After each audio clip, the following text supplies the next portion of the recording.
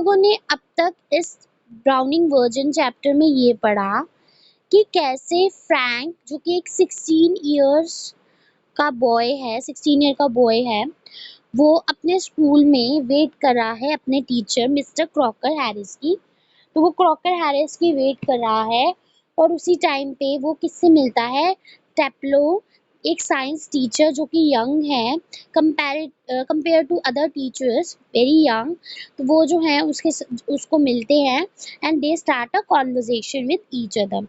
अब जो टेप्लो है वो अपनी कॉन्वर्जेशन के अकॉर्डिंगली जो मिस्टर क्रॉकर हैरिस के बारे में बात करता है टेप्लो से, सॉरी फ्रैंक से, और उनको ये बताता है कि कैसे मिस्टर क्रॉकर हैरिस जो है वो एक अच्छे टीचर नहीं है। उनके पढ़ाने का जो तरीका है वो भी उसको समझ में नहीं आता। वो बताता है कि उसे जो ग्रीक नॉवल हैगमैनन वो भी समझ में नहीं आता। इवन उसका कहने का मतलब ये है कि वो जो ग्रीक नॉवल है उसकी स्टोरी से उसको कोई प्रॉब्लम नहीं है, लेकिन जिस तरीके से उसे पढ़ाया जाता है शायद वो गलत है। तो एक अकॉर्डिंगली वो मिस्टर फ्रैंक को, because he was a young teacher, वो ना चाहते हुए भी वो बोलना नहीं चाहता होता मिस्टर क्रॉकर हैरिस के बारे में बुरा, लेकिन वो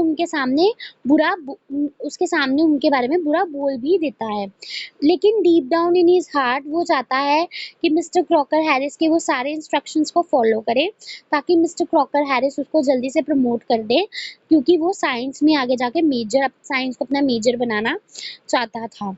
तो फिर वो एक टीचर के बारे में बताता है कि कैसे मिस्टर क्रॉकर हैरिस जो है वो रूल्स के बहुत पक्के हैं और वो कभी भी अपना जो रिजल्ट है वो पहले नहीं बताते, खुद नहीं बताते, जबकि हेडमास्टर के मुंह से ही on the day of the result ही वो जो चाहते हैं कि बच्चों को रिजल्ट पता चले।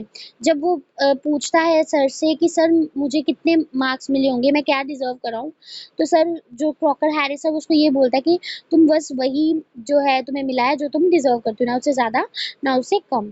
तो मतलब एक तरीके से दिखाया गया है कि कैसे एक टीनेज की जो स्टूडेंट होते हैं उनके मन में अपने टीचर्स को लेके कितनी सारी जो है शिकायतें होती हैं। कई बार उनको लगता है कि उनकी कुछ चीज़ें हैं जो बहुत रॉन्ग हैं।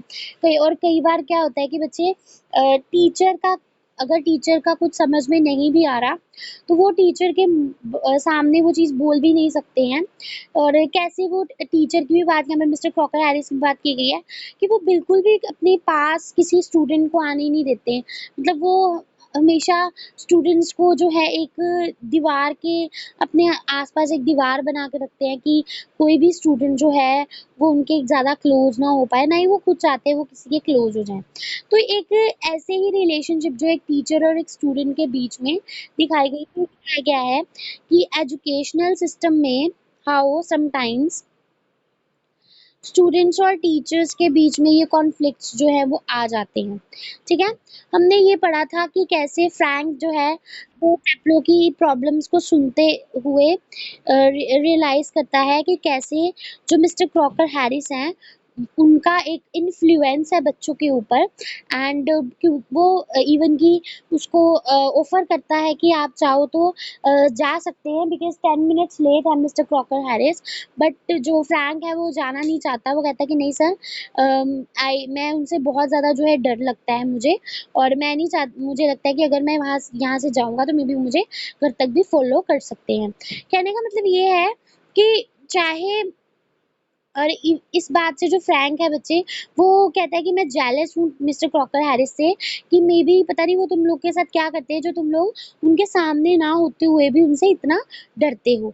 तो वो पूछता है कि क्या तुम्हारे जो टीचर है वो तुम्हें मारते हैं या फिर वो जो है तुम्हें जो है परेशान करते हैं? तो बोलता है कि नहीं सर, जो है वो सैडिस्ट नहीं है, वो जो है मार का प्रयोग बिल्कुल भी नहीं हमारे ऊपर करते, बट स्टिल हम जो है उनसे डरते हैं।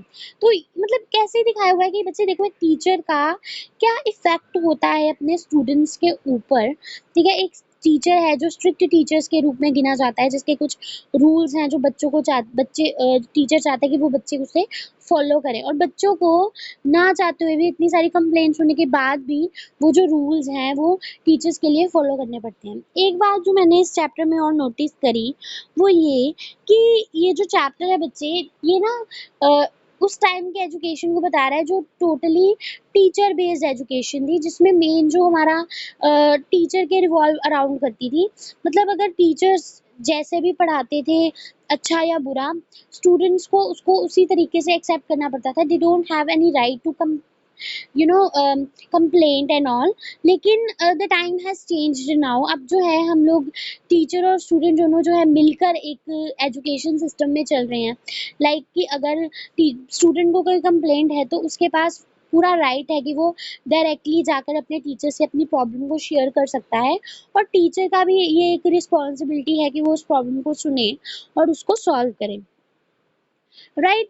तो ये सारी जो चीज़ है ये इस ब्राउनिंग वर्जन में दिखाई गई है, बट ये आगे जो हम पार्ट पढ़ेंगे उससे हमें ये भी और भी कुछ पता चलेगा इसके बारे में। Let's take it.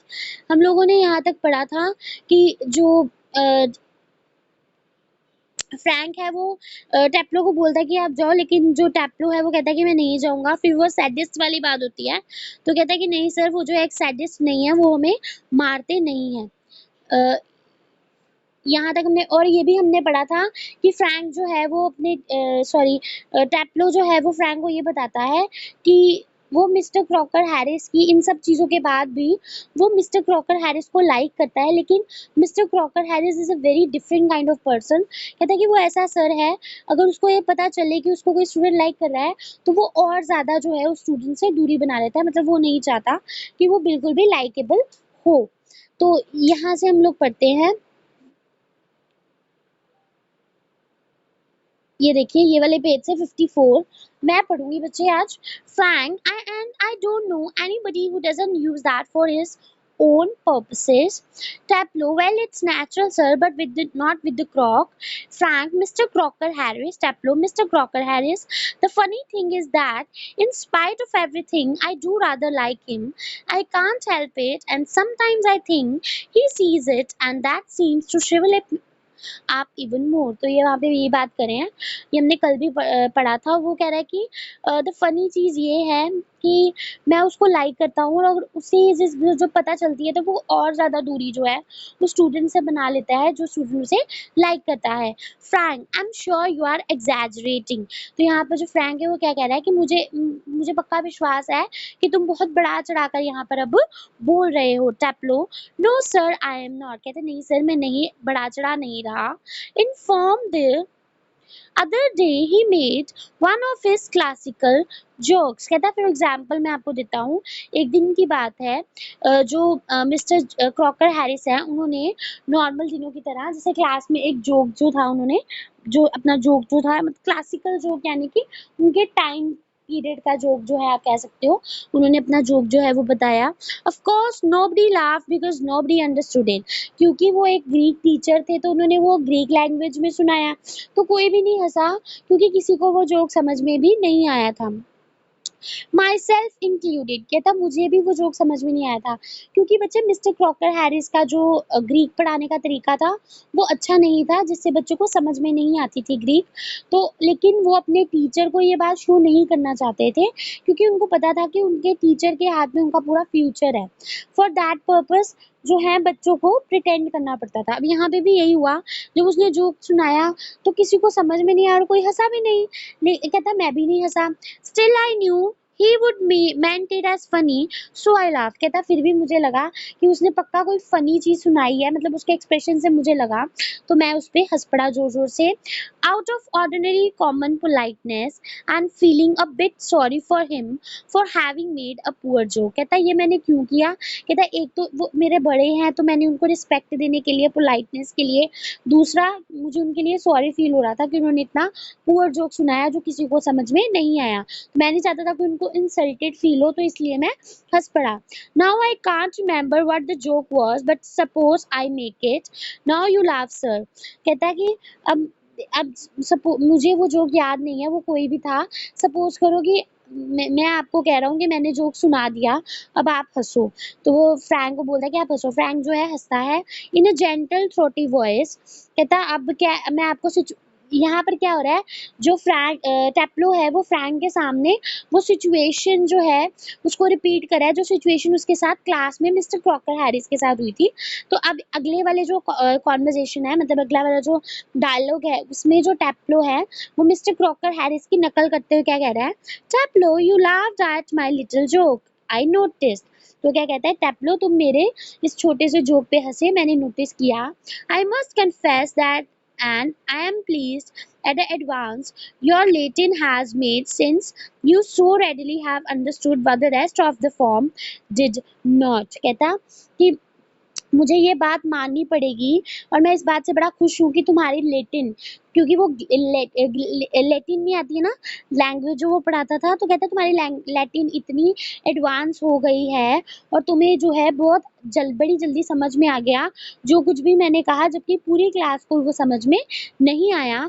Perhaps now you would be good enough to explain it to them so that they too can share your pleasure। अब कहता है कि तुम्हें समझ में आ गई है, अब मैं चाहता हूँ कि तुम पूरा जोक जो मैंने तुम्हें लेटिन में समझाया है वो तुम इनको अब नॉर्मल लैंग्वेज में समझाओ ताकि बाकी भी बच्चे हंस सकें। ठीक है, अब ये सिचुएशन में ये फंस गया था टेप्लो, बिकॉज ये उस जोक को समझ नहीं था। इसने तो आउट ऑफ पोलाइटनेस वो जोक जो है वो उस पे हंस के दिखाया था। तो जब इसने उसे बोला कि आप जो है उसको रिपीट करो, ट्रांसलेट करो, तो ये उसको ट्रांसलेट नहीं कर पाया। The door up right is pushed open and Millie Crocker Harris enters. अब मिली क्रॉकर हैरिस कौन है, क्रॉकर हैरिस की वाइफ। ठीक है, कहता थोड़ा सा डोर जो है खुला और जो उसकी क्रॉकर हैरिस की वाइफ मिली उन्होंने वो एंटर की। She is a thin woman in her late 30s। वो अपने लेट 30s मतलब कि यू कैन से इन 36, 37, 38 की में थी वो अपने।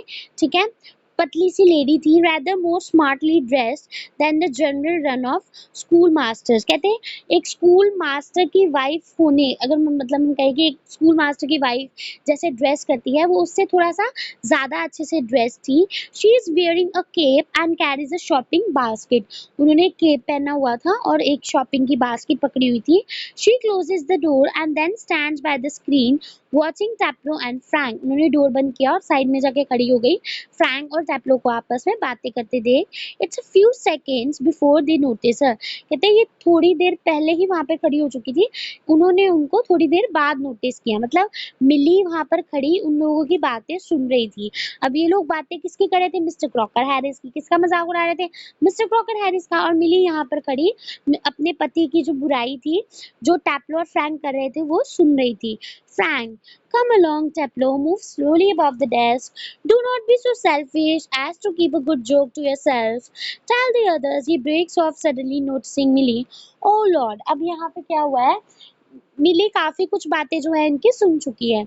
अब जो फ्रैंक है वो मजाक उड़ा रहा है टेप्लो का, तो कहता है कि चलो कम ऑन, जो टेप्लो को बोला कि प्लीज इतना अच्छा जोक जो जिसपे तुम इतनी जोर जोर से क्लास में हंसे वो खुद तक मत रखो, वो मुझे भी सुनाओ, मैं भी उस पर बहुत हंसना चाहता हूँ, बाकियों को भी बताओ। लेकिन इससे पहले कि वो कुछ और बोल पाता उसने मिली को नोटिस किया और नोटिस करते ही उसके चेहरे का जो रंग था वो उड़ गया। कहता है हे भगवान। Frank turns quickly and seems infinitely relieved and seeing Millie। तो जैसे ही फ्रैंक जो क्विकली मुड़ा और उसने देखा कि वहां पर जो है मिली खड़ी है, तो वो थोड़ा सा रिलीफ फील किया। फ्रैंक ओ हेलो, तो फ्रैंक उसको हेलो विश कर रहा है। Milly without expression hello, she comes down to the sideboard and puts her basket on it. तो उसने फ्रैंक को हेलो बोला और उधर जहां पर वो लोग खड़े थे उस साइड आई, वहां पे एक टेबल पे उसने अपनी बास्केट रखी। Tableau, moving up to the left of the Frank, whispering frantically, "Do you think she heard?" अब टेप्लो जो था वो फ्रैंक के पास आके खड़ा हो गया और धीरे धीरे उसे कहता है आपको लगता है कि इसने सुन लिया। Frank shakes his head comfortingly. Frank ने अपना सिर जो था बड़े कंफर्टिंगली कंफर्ट करने के लिए उसको दिलासा दिलाने के लिए हिलाया। Milly takes off her cap and hangs it on this hall stand. तो मिली ने अपना केप उतारा हॉल स्टैंड पे उसको टांग दिया। मोस्टली बच्चे अगर हम अब्रॉड कहीं जाएं तो वहाँ पे ठंड बहुत पड़ती है, तो वहाँ पे ना ऐसे स्टैंड्स बहुत मिलेंगे आपको। अगर आप उनके किसी के घर भी जाएं या किसी भी जगह पर जाएं ना, जैसे कोई रेस्टोरेंट में भी जाएं, तो वहाँ पर आपको स्टैंड्स बहुत मिलेंगे जहाँ पर लोग अपनी अपने केप्स, अपने लॉन्ग कोट्स, अपनी हैट्स, यहाँ ग्लव्स इवन कि समटाइम्स वो वहाँ पर उसको हैंग कर सकते हैं। तो वहाँ पर वो पड़ा था उसका स्टैंड, तो उसने उस पे अपना केप जो था वो हैंग कर दिया। I think she did. She was standing there quite a time. कहता मुझे लगता है उसने सुन लिया, वो वहां पर काफी देर से खड़ी थी। ये कौन बोल रहा है? फ्रैंक टेप्लो को। टेप्लो, if she did and she tells him, there goes my remove. अब टेप्लो क्या कहता है कि अगर उसने उसे बोल दिया, अगर इसको इसने सुना है और उसने मिस्टर क्रॉकर हैरिस को बता दिया, तो फिर तो मेरा प्रमोशन जो है वो रुक जाएगा। Frank, nonsense, he crosses to the fireplace. Frank कहता है कि नहीं ऐसा कुछ नहीं होगा, तुम फ्री की जो है टेंशन ले रहे हो। और फिर वो फायर प्लेस को क्रॉस करके आगे चला गया। Millie takes the basket from the sideboard, moves above the table and puts the basket on it. तो मिली ने साइड बोर्ड से वो बास्केट उठाई, टेबल को थोड़ा सा मूव किया और बास्केट उसके ऊपर रख दी।